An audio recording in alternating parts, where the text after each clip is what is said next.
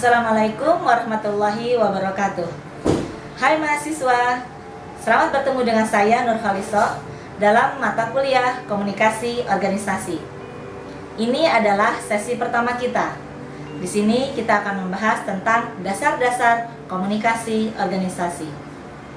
Ada beberapa sub pembahasan yang akan kita uraikan dalam pertemuan pertama kita.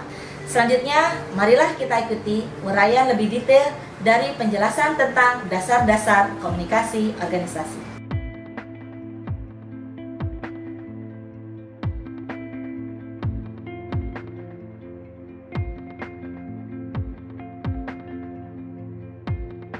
Baiklah, sebelum kita mengikuti penjelasan lebih lanjut tentang dasar-dasar komunikasi, kita akan mencoba untuk mereview tentang pengertian dari komunikasi. Menurut Hovland, Janice, dan Kelly, communication is the process by which an individual, the communicator, transmits stimuli to modify the behavior of other individuals is the audience. Sementara itu, menurut Dance, komunikasi sebagai suatu usaha menimbulkan respon melalui lambang-lambang verbal. Dengan demikian, dapat dikatakan komunikasi sebagai proses penyampaian ide dengan tujuan adanya pengertian bersama yang merupakan hasil perubahan perilaku yang terjadi.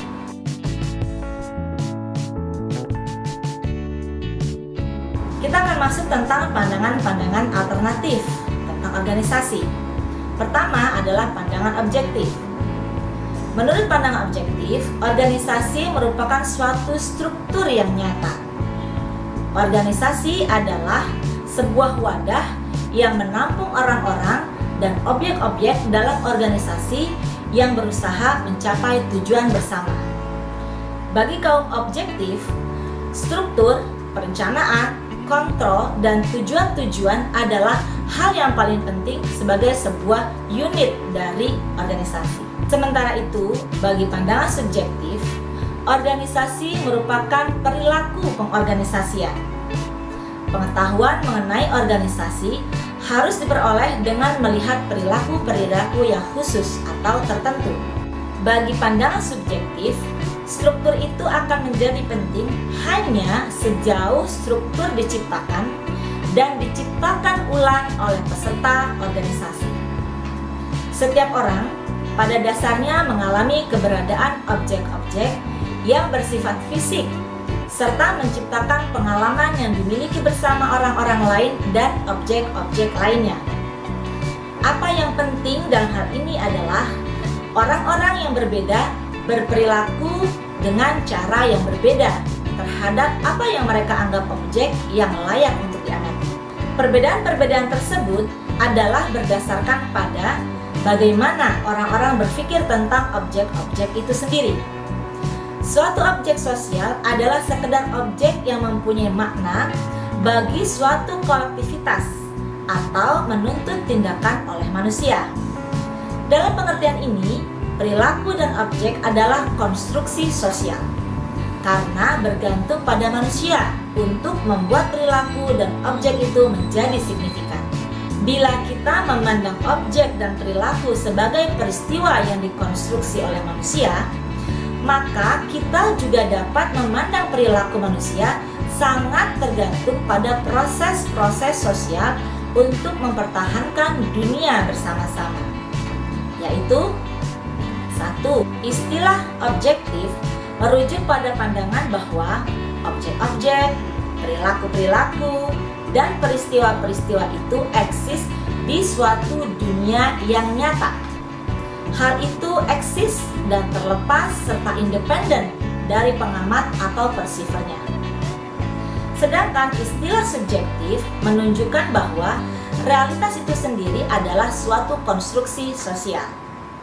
Pandangan objektif yang mengasumsikan bahwa orang-orang dapat menjauhkan diri mereka dari bias-bias mereka dan bahwa kebenaran dapat ditemukan bila kita dapat menyingkirkan campur tangan manusia ketika melakukan penilaian.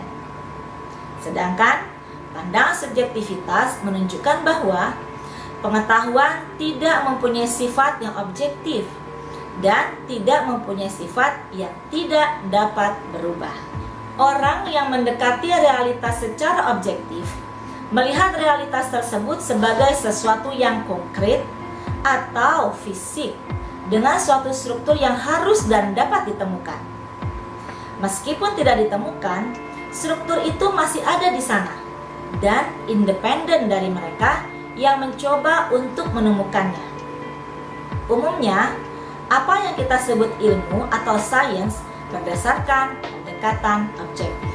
Sedangkan bagi seorang subjektivis, memandang realitas sebagai suatu proses kreatif yang memungkinkan orang-orang menciptakan apa yang ada di luar sana.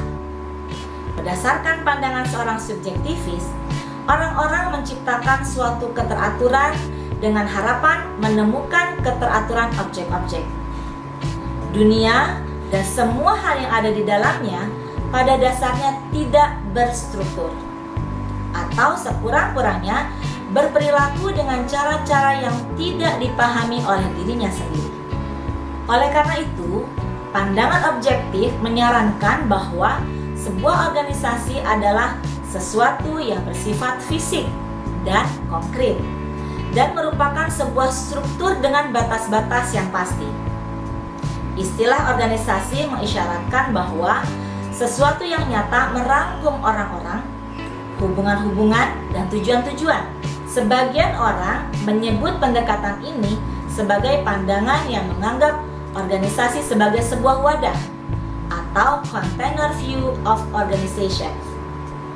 Organisasi eksis seperti sebuah keranjang dan semua unsur yang membentuk organisasi tersebut ditempatkan di dalam wadah tersebut.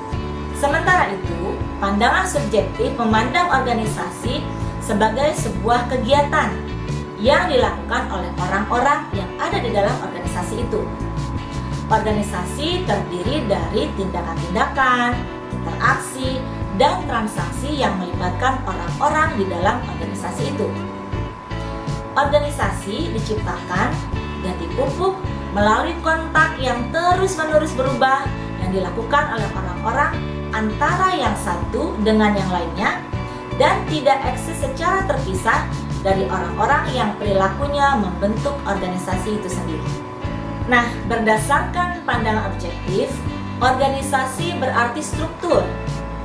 Sedangkan berdasarkan pandangan subjektif, organisasi berarti proses.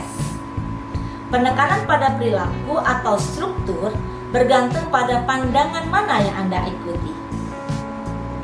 Menurut Weich, organisasi atau organization secara khas dianggap sebuah kata benda.